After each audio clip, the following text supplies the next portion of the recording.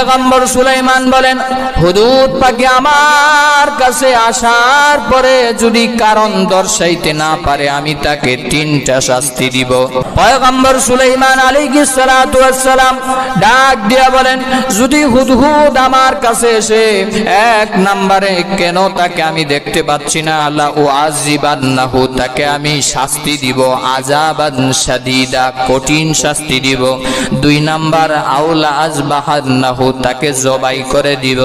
3 number আউলা ইয়াতিয়ান্নি বিসুলতানিম Mubin.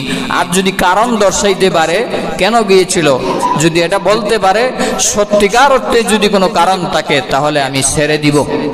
আমার বানারা ভাইয়ারা, হুদহুদকে খুঁজছিলেন পয়গম্বর সুলাইমান। হঠাৎ করে দেখা যায় হুদহুদ পাখি চলে এসেছে।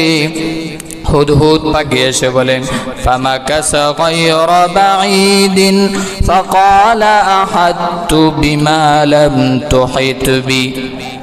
হুদহুদ পাখি চলে এসেছে, এসে ডাক দিয়া বলে, ও পয়গম্বর সুলাইমান,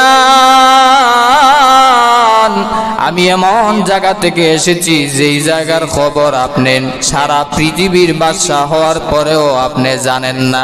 সুবহানাল্লাহ বলেন। হুদহুদ ডাক দিয়া বলেন, ফাকালা আহাত্তু বিমা লাম তুহিত বিহি ওয়া জিতুকা মিন সাবাইম বিনাবাই ইয়াকিন।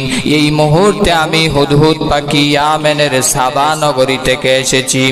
হুদহুদ পাখি এসে বলে, ইন্নী ওয়াজাদতু ইমরাআতান তামলিকুহুম ওয়া উতিয়াত মিন কুল্লি শাইইন ওয়া লাহা আরশুন আযীম। আল্লাহু আকবার।